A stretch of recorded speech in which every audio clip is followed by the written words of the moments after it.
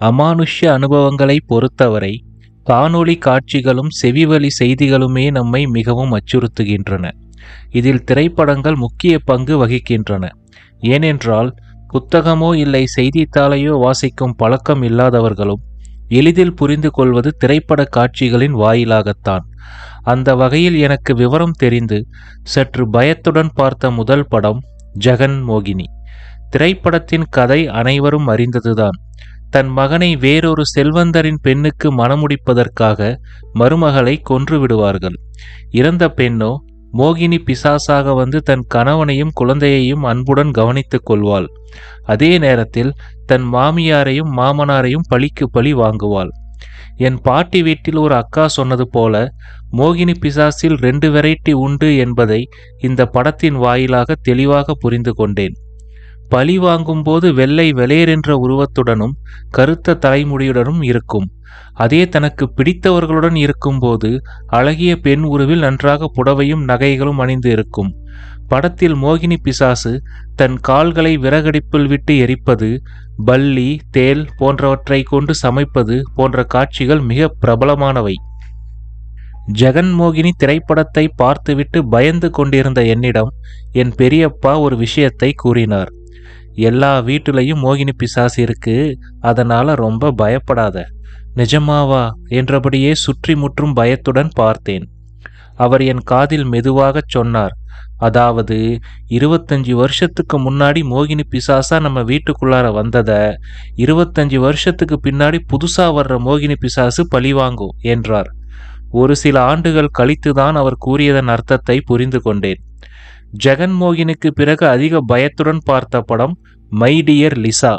கதை என்னவோ பேய் தனக்கு துரோகம் செய்தவர்களை பழிவாங்கும் கதைதான் என்றாலும் பின்னணி இசையும் காட்சியமைப்பும் மிகவும் திகிலாக இருக்கும். திரைப்படத்தில் ஒரு காட்சியில் ஒரு நடிகர் வெஜ் பப்ஸ் சாப்பிடும்போது பப்ஸுக்குள் இருக்கும் மனித விரலை கடித்துவிட்டு மிரண்டு போய் அதை வாயிலிருந்து வெளியில் எடுப்பார். அந்த காட்சிகள் பார்ப்பதற்கு அருவருப்பாகவும் மிகவும் கோரமாகவும் இருக்கும். இந்த திரைப்படத்தை பார்த்த பின் சுமார் 1 வருடத்திற்கு நான் பப் சாப்பிடுவதையே நிறுத்திவிட்டேன். பேய் பழி வாங்குவதை பற்றி என் நண்பன் ஒரு தகவலை சொன்னான். அவன் வீட்டிற்கு அருகில் இருக்கும் ஒரு பழக்கடை வியாபாரியின் மனைவி பார்க்க அழகாக இருப்பாராம். அவரது கூந்தல் கருகருவென்று அடர்த்தியாக இடுப்புக்கு கீழ் வரை இருக்குமாம்.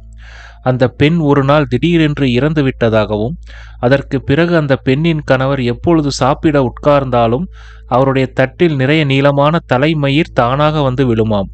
அதே அவர் அடுத்தவர் வீட்டில் சாப்பிடும்போது தட்டில் தலைமயிர் எதுவும் விழாது என்று கூறினான். இதனாலேயே அவர் பெரும்பாலும் உறவினர் வீட்டிலோ இல்லை கோவில் வாசலிலோ அமர்ந்து சாப்பிடுவார் என்றும் கூறினான். ஒரு நாள் கோவில் பூசாரிக்கு அருள் வந்து இவரிடம், நீ உன் மனைவிக்கு உணவில் விஷம் வைத்து கொன்றுவிட்டாய், அதனால்தான் அவள் உன்னை பழி வாங்குகிறாள் என்று கூறிவிட்டாராம். இவர் எவ்வளவு கெஞ்சியும் பூசாரி அதற்கு பரிகாரத்தை கூற மறுத்து விட்டாராம். ஒரு பௌர்ணமி என்று நடுசாமத்தில் வீட்டு வாசலில் படுத்திருந்த அவரை அவரது மனைவியே பேயாக வந்து கழுத்தை நெரித்து கொன்றுவிட்டதாகவும் இதனை ஜன்னல் வழியே இவன் சித்தி பார்த்து பயந்து விட்டதால் அவருக்கும் பேய் பிடித்து விட்டதாம். பிறகு கோவிலுக்கு போய் பரிகாரம் செய்து சரியானது என்று கூறினான். 1982 வெளிவந்த ஈவில் டெட் திரைப்படம் மிகுந்த வரவேற்பை பெற்றது. பேய்களின் உருவ அமைப்பை பற்றிய கற்பனைகளை வேறு லெவலுக்கு எடுத்துச் சென்ற படம். 5 கோடி அமெரிக்க டாலர்களில் எடுக்கப்பட்ட இந்த திரைப்படம் உலக அளவில் சுமார் 200 கோடி அமெரிக்க டாலர்களுக்கு மேல் வசூலித்து சாதனை படைத்தது. ஹாலிவுட் மேக்கப் கலைஞர்களின் புகழை வானுயர உயர்த்திய படம் இது. இந்த படத்தை முதலாக டிவி டெக்கில் என் சித்தி வீட்டில் பார்க்கும்போது என் தம்பி அவன் உடல் முழுவதையும் பெட்ஷீட்டால் மூடிக்கொண்டு அதில் ஒரு சிறு ஓட்டை வழியாகவே மொத்த படத்தையும் பார்த்தான்.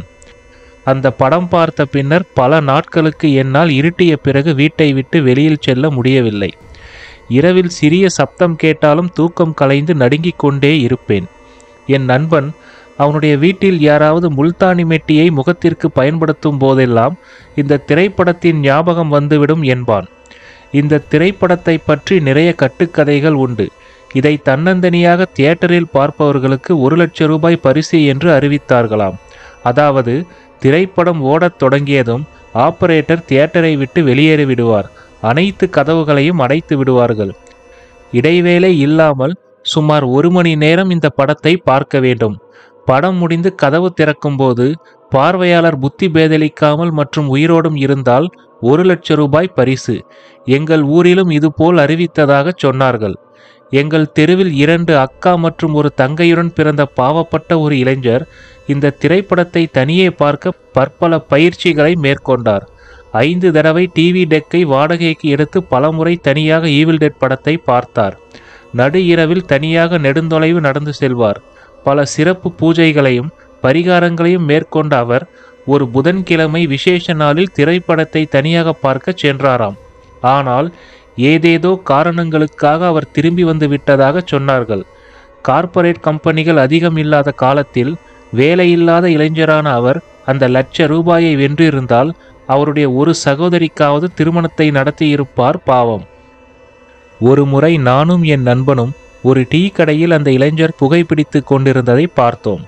நேராக அவரிடம் சென்று, அண்ணா, எதுக்கு நீங்க ஈவில் டெட் படத்தை தனியா பார்க்காம வந்துட்டீங்க என்று கேட்டோம். அவரோ எங்கள் முகத்தை கூட பார்க்காமல் விரக்தியாக பதில் சொன்னார். படத்தை தனியா பார்க்க போனேன்டா, ஆனா அவங்க சொன்ன ரூல்ஸ் கொஞ்சம் கஷ்டமா இருந்துச்சு, அதான் வந்துட்டேன். என்ன ரூல்ஸ்னா? சற்று பெருமூச்சு விட்டவர் பின்வருமாறு கூறினார்.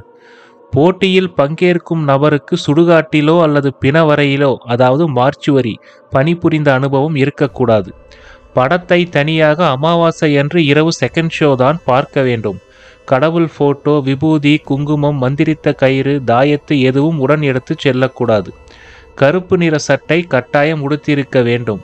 கடைசி விதியாக சமைத்த அசைவ உணவு, முட்டையோ அல்லது கோழிக்கறியோ அல்லது ஆட்டுக்கறியோ ஏதாவது கொஞ்சம் கொடுப்பார்கள். அதை கட்டாயம் சாப்பிட்ட பிறகுதான் தியேட்டருக்குள் நுழைய வேண்டும்.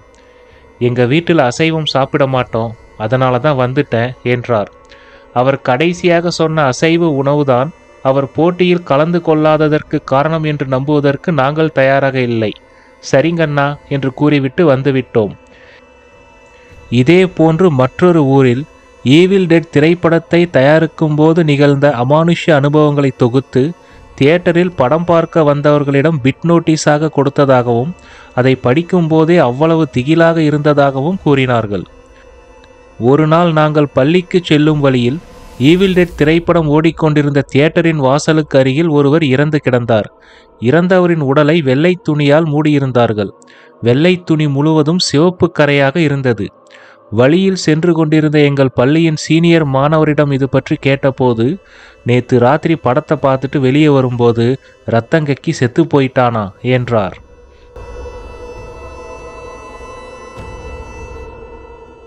காளி பூஜையும் குட்டிச்சாத்தானும்.